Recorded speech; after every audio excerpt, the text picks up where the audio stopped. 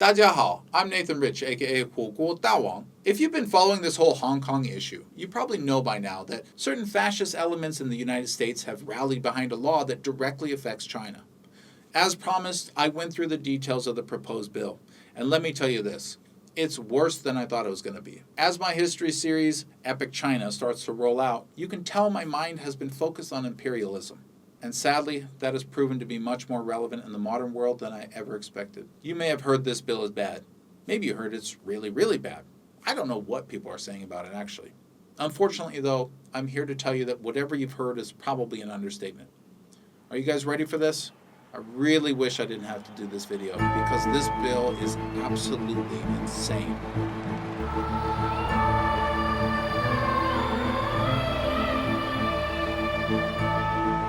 Before I get into the details of this bill, I want to give you a little bit of background. I'm not going to explain everything, so if you're interested in every detail, you'll need to research yourself. But here are the basics. Britain took Hong Kong from China by force. At the time, the government of Britain was the largest drug cartel in the world. And when China pushed back on the drug trade, Britain started a war to force the emperor to accept drugs being traded in the country. They also took Hong Kong to use as a regional presence. They wanted a permanent location in China so they could wage further war as needed and ship drugs as efficiently as possible. Long story short, over time, Britain became more liberal and came to agreements with China, who had renewed interest in governing Hong Kong. The city was set to be returned to full governmental rule by China in 1997. In anticipation of that, in 1992, America passed a bill that basically lays out its relationship with Hong Kong. It was meant to set the tone for trade for the upcoming handover. While China pushed back on the bill, eventually life went on. The handover happened in 1997, proving to the world that Britain had in fact evolved past its former status as international cartel. Finally, the world thought, imperialism was dying. The handover, by the way, marked the official end of the militant British Empire. Alright, so now that we understand some history, let's talk about this new bill. First, we find an outline of the American policy. It very clearly states that, quote, support for democratization is a fundamental principle of United States foreign policy. So that's pretty clear. The U.S. will actively try to support democratization. Soon we're going to see exactly what that looks like when a country doesn't want it. Then it goes over additional purposes of the bill. This one says America wants to support the democratic aspirations of Hong Kong as guaranteed to them by the Joint Declaration. That's the declaration from 1997 that accompanied the handover. So far, so good, right? No. Already it's turning shady. You see, the joint declaration was between China and Britain. You see the problem? Hong Kong wasn't guaranteed anything. They weren't part of the joint declaration. If anyone was guaranteed anything, it would have been Britain. But you see, even that is dubious because it isn't called a treaty for a reason.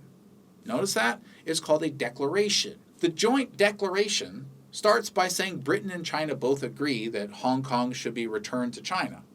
And then, and pay close attention to the wording here, it says this. The government of the People's Republic of China declares that the basic policies of the People's Republic of China regarding Hong Kong are as follows, and then lists out some guiding principles of how Hong Kong will be managed.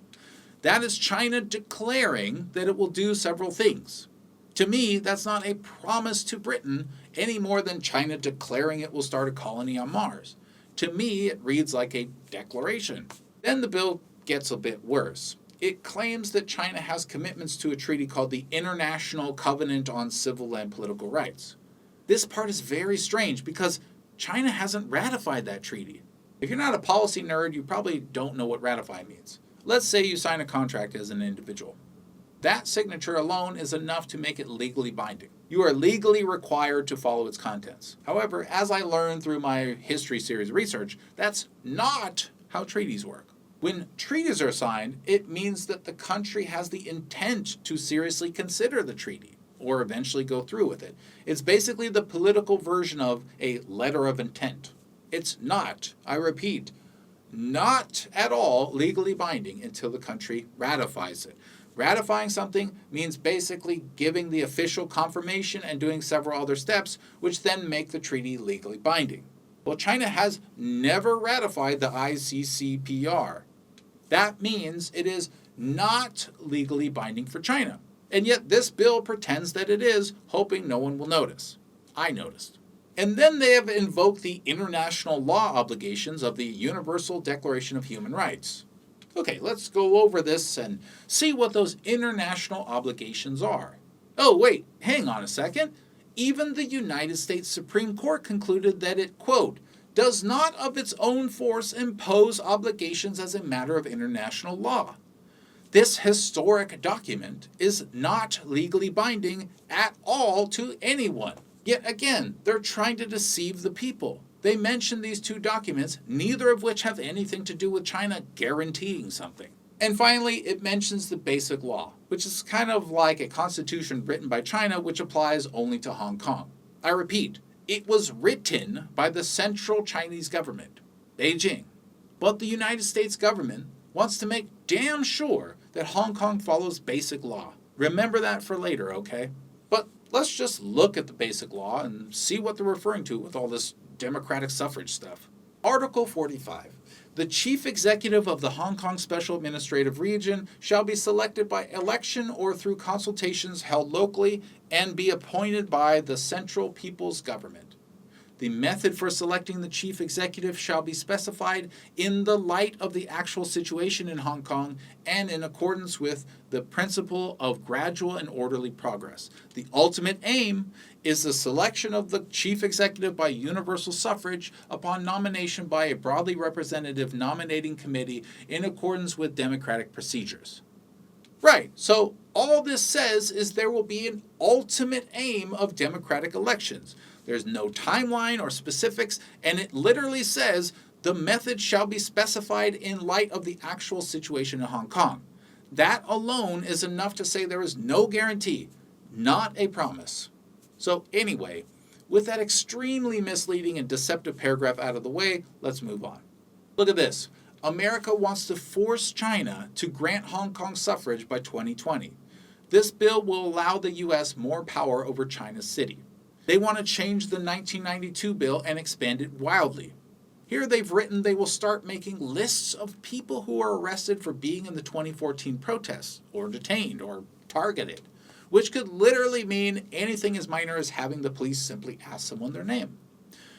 And here's where the intentional support of Hong Kong separatism comes in. It's spelled out plainly. Are you ready for this? This bill would require the U.S. to proactively inform Hong Kong residents that they will still be able to get an American visa even if they have crimes related to protests. Not just the 2014 protests. This time they include any protests. I repeat, the United States government wants to start telling Hong Kong citizens that they will have no problems getting visas no matter what crimes they've committed, as long as those crimes are in defiance of the government. We have seen many reports of crimes coming from these riotous groups in Hong Kong. Drugging and raping, gang rapes, beatdowns, fire bombs. It doesn't matter. The United States stands behind you. Do you understand what I just told you? Then the U.S. will go to other countries and try to get them to do the same. They also, by the way, continuously refer to Hong Kong and China to further antagonize the situation. Then it goes on for a while about how the U.S. will have rights to assessments of imports to Hong Kong, so more power over China's city. And here they clearly refer to mainland China as a country, which is another obvious slap because it separates Hong Kong from China in the text. And it goes on about American citizens in Hong Kong. I don't have much issue there. For the first time in this entire bill, at least it's talking about people over which the government has jurisdiction. Remember the extradition bill? Well, if one like it ever passes, look at this little clause. The U.S. will make an assessment of whatever additional resources are needed in the Hong Kong consulate.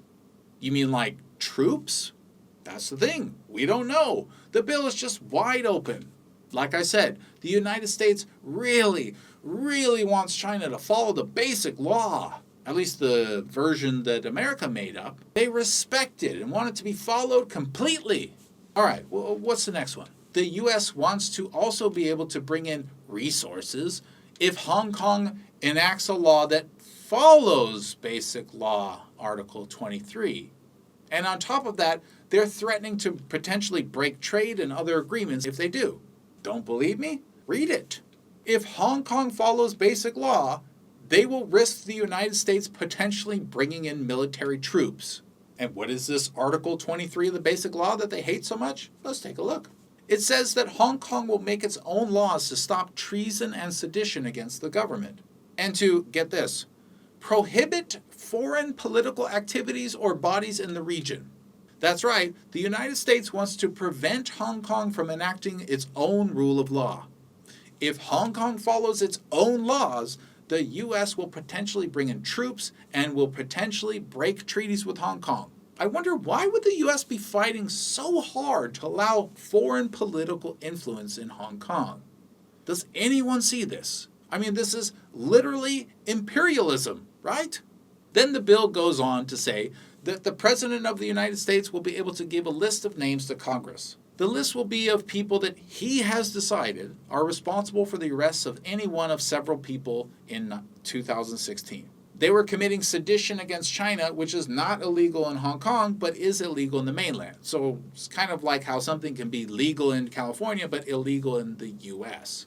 The federal government can still arrest you. It's not just the arrests of these people America is concerned about, but also any surveillance of them or even just detaining them. Some of these guys got international attention because they made accusations against China or seemed to just disappear from Thailand or wherever else.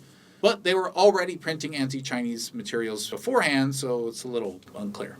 At least one guy was arrested in mainland China for distributing illegal materials to the mainland. So anyway, this bill is trying to make it so the president will have a list of anyone he deems responsible for any of this, and then the U.S. will blacklist those people from entering America.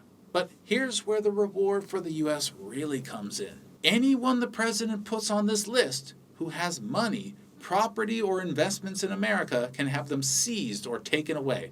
But it's not just if they have those things in America, it's also any time those things enter America. If a plane flies over American airspace, everything aboard owned by anyone on this list can be taken away immediately. It's also if any of those things come into possession or control of an American.